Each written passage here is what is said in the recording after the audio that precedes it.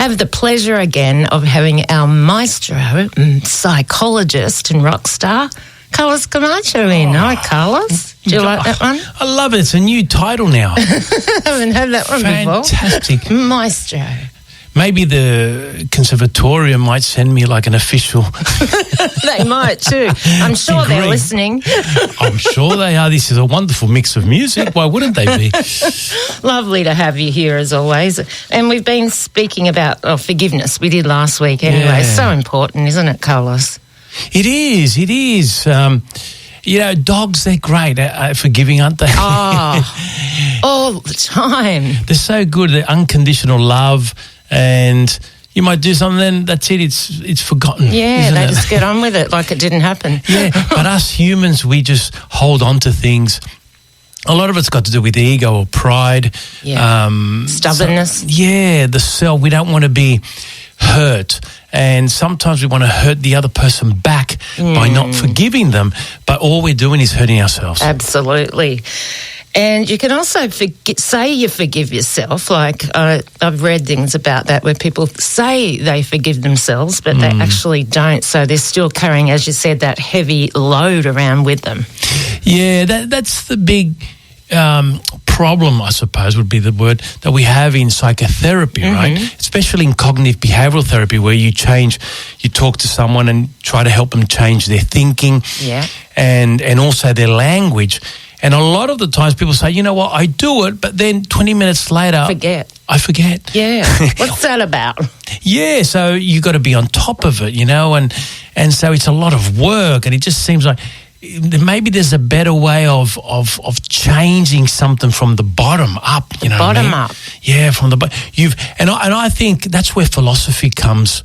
Into play, and that's why, like I've said many times on this show with you and privately as well, that the best thing I did was study philosophy after I studied psychology. It helped me as a psychologist and a psychotherapist, but more importantly for myself. Yeah. If you don't have a philosophical foundation to something, you're just kind of like you're just picking things at random, and we all have those. We don't have to study philosophy to do that. We all know, for example, I don't do this regardless, and so, for example, you might say, I don't take things that aren't mine, so you might see something there and you leave it, right? Someone might not have that. Someone think, someone's left it, no one's going to pick it up, I might as well take it. But if you have a philosophy of life saying you never do something like that, regardless of the situation, whether someone's watching or not, then it's a lot easier.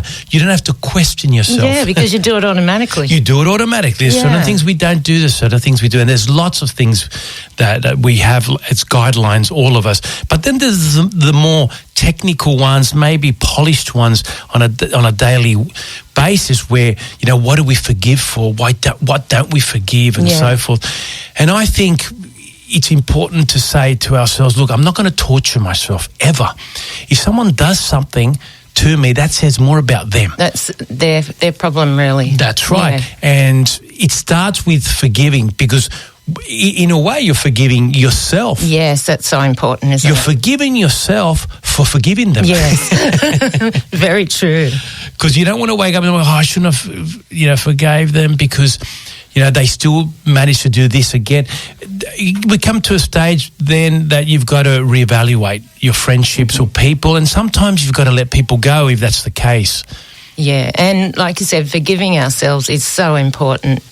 A lot of us, my age anyway, were sort of brought up, you shouldn't do that, what would the neighbours think, or something like that. Yeah. And then so, to get those thoughts out of your mind where you're just not, like, what do you say? You just forgive yourself for things you do and just change.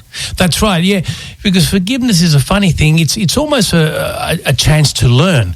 So if you start with forgiving yourself, okay, I made a mistake or I made an error, I said something I shouldn't, and sure, if someone got hurt, you ask for forgiveness, or you say to them, I'm sorry, then it's up to them to forgive you. But that's now the ball's in their court. But we start with saying, okay, look, I'm going to give myself a bit of range. here. I am going to make mistakes. I am going to do things that maybe weren't part of my philosophy or plan of life. That's right. But I'm going to forgive myself. Why? Because now I can use that to learn. Next time when I'm in that situation, I can judge better and I can make a better decision. And that's experience as well, isn't it? That's right. And if you don't forgive yourself, then you're just going to commit the same errors again and again, because it's not a learning opportunity now. But it starts, you're right, it starts with forgiving oneself. Mm-hmm. That's true. And you've made me think about your psychology book when we were talking about philosophy there. Your philosophy book, not psychology. Because a listener that won one when you gave a few away a few months ago, she rang me and she said she uses it daily. She refers to it daily. Wow. So what's the book called again and where can we get it from? Well, it's How to Be Happy, and you can get it anywhere, pretty much online and some big bookshops that mainly and there's a couple in the city and so forth. But these days everything's online, there's various formats, as in ebooks and paperback and hardcover. But I think again, that's because if it works for that person, it's kind of like reminding ourselves on a daily basis. It's like a bit like exercise. Yeah. If you have an exercise plan, I say to people, have an exercise plan that's 7 days a week, because you're going to have the odd rest day anyway, because you're going to be sick, it's going to be rain, so no use having a rest day within the plan. Try to go for 7 days a week and then see what happens. Because once 24 hours go past that you don't do something, it's hard. Yes. Ask any athlete when they miss out on a day of training, how the following time, even if it's 24 hours, so now you're waiting 48 hours, the body needs to readjust. And the same in psychology. So some people, they have certain routines. Some people pray. Some people read books on philosophy. Some people have certain ways of just reminding themselves of how they want to live that day. And then the next day again, it's day by day. Great advice, Carlos, because also feel guilty if you miss a day. Then you've got to forgive yourself. And it's far better to do it than try to forgive yourself. And you know what? I say to people, so for example, if you say, I'm going to walk 20 minutes every day, and one day you can't because you're sick or you've got people you're injured, you know what? Still go through the process. It's okay, it's 1 p.m, this is what I do my walk. Put your shoes on, put your shorts on, open the door, step outside, step back in, take your shoes off, because you've gone through the pre-routine. And it's the same with anything else, whether you're writing a book, whether you're doing exercise, whatever it is that you want to accomplish. Try to get into the habit of doing even the pre-routine part, which is very important. Then the next day, it hasn't been 48 hours. It's only been 24 since you put your joggers on. That's great advice. I love it, Carlos. And I'm sure 24 hours is a long time. 48 hours is way too long. Yeah. And if you want to create good habits, you've got to do them daily. Because then you can say, well, I didn't go yesterday, so why go today? That's right. Start those negative thoughts coming in.